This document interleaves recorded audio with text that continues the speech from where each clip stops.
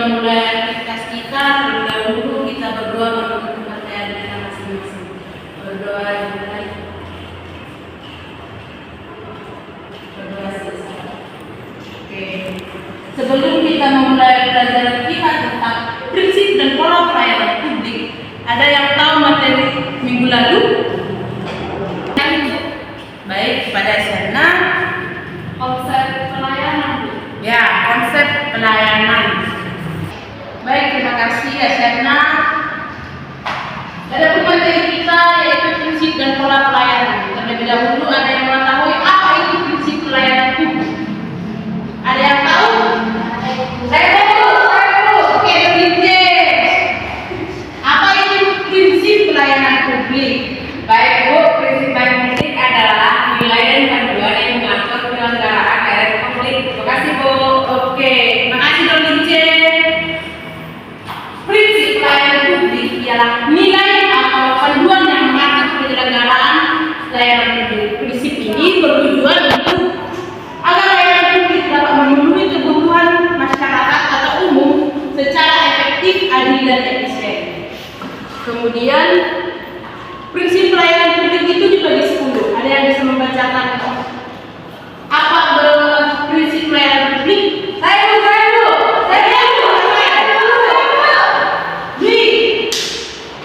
Baik, prinsip pelayanan publik itu ada 10. Yang pertama prinsip kesederhanaan, yang kedua prinsip kejelasan, yang ketiga prinsip kepastian waktu, yang keempat prinsip akurasi, yang kelima prinsip keamanan, yang keenam prinsip tanggung jawab, yang ketujuh prinsip kelengkapan sarana dan prasarana, yang kedelapan prinsip kemudahan akses, yang kesembilan prinsip disiplinan, kesopanan dan keramahan, yang ke-10 prinsip kenyamanan. Terima kasih Bu. Oke, terima kasih. Nah, prinsip pelayanan publik yang pertama yaitu prinsip kesederhanaan. Prinsip ini adalah program atau layanan yang mudah diakses oleh masyarakat umum untuk mencapai suatu layanan. Kemudian prinsip kejelasan yang dimaksud di sini yaitu kejelasan dari prosedur atau tata cara dalam pelayanan. Kemudian ada kejelasan dari unit atau kerja dan kejelasan yang lain yang berkaitan dengan pelayanan.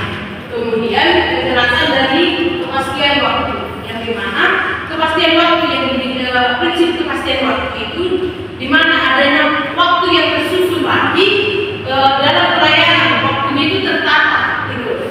Yang keempat yaitu prinsip akurasi, dimana produk dari pelayanan itu dapat diterima dan dapat layak untuk digunakan. Kelima, prinsip keamanan, di mana pemimpin penyelenggara pelayanan publik itu memberikan keamanan bagi masyarakat umum yang akan mendapatkan pelayanan dari suatu instansi tersebut. Keenam, prinsip tanggung jawab, yang di mana adanya tanggung jawab antara pihak pemberi layanan dan pihak yang menerima layanan.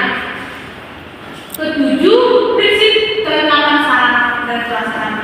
Dalam suatu pelayanan tentu ada prasarana dan sarana yang akan digunakan untuk memberi dan menerima layanan dari suatu instansi. Kedelapan, prinsip kemudahan akses. Prinsip kemudahan akses yang dimaksud di sini yaitu kemudahan masyarakat umum untuk pergi ke tempat instansi dalam menerima layanan tersebut.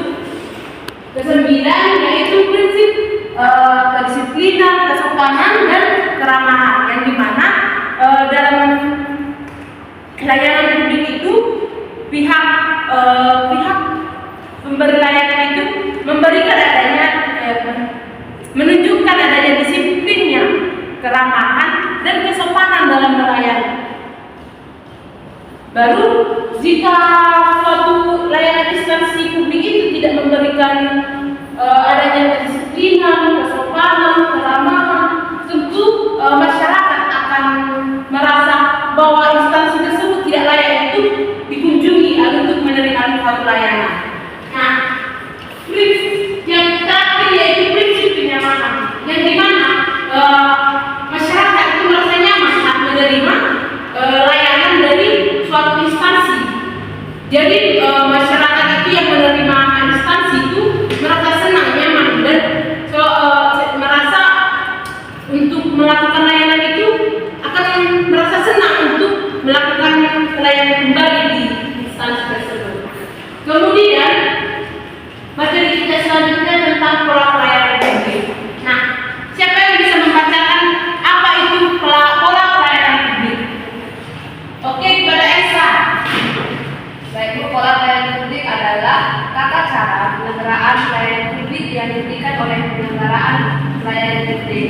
Pola pelayanan publik dapat berupa pola penyelenggaraan terpadu, satu atap atau terpadu satu pintu. Oke, terima kasih Esa. Seperti yang dijelaskan oleh Esa, pola pelayanan publik itu merupakan tata cara penyelenggaraan suatu layanan publik yang terjadi dalam suatu instansi.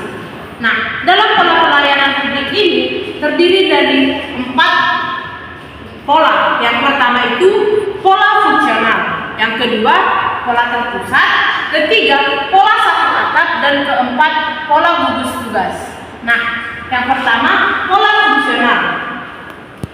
Fungsional dalam pola penyelenggaraan pelayanan publik yaitu pola pelayanan publik yang diberikan oleh penyelenggara sesuai dengan tugas dan tanggung jawab pelaksana pelayanan publik itu. Kemudian pola pelayanan publik terpusat yaitu pola pelayanan yang diberikan secara tunggal oleh penyelenggara berdasarkan pihak penyelenggara pelayanan publik. Dan yang ketiga yaitu pola terpadu. Pola terpadu itu terdiri dari 2 jenis. Ada yang bisa menyebutkan pola terpadu dari pola pelayanan publik? Oke, Asyana. Jadi yang pertama ada terpadu satu atap, yaitu pola pelayanan terpadu satu atap diselenggarakan dalam satu tempat yang memiliki berbagai jenis pelayanan yang tidak dapat mempunyai keterkaitan proses dan melayani melalui beberapa pintu. Dan yang kedua terpadu satu pintu, yaitu pola pelayanan terpadu satu pintu diselenggarakan pada suatu tempat yang memiliki berbagai jenis pelayanan yang memiliki keterkaitan proses dan melayani melalui satu pintu. Oke, terima kasih Asyana. Tadi sudah jelas teman-teman kalian. Selanjutnya yang pola pelayanan terakhir yaitu pola pelayanan gugus tugas, di mana petugas pelayanan publik secara perorangan atau individu diberikan gugus tugas untuk yang ditempatkan pada suatu instansi pelayanan publik dengan lokasi pemberian pelayanan tertentu.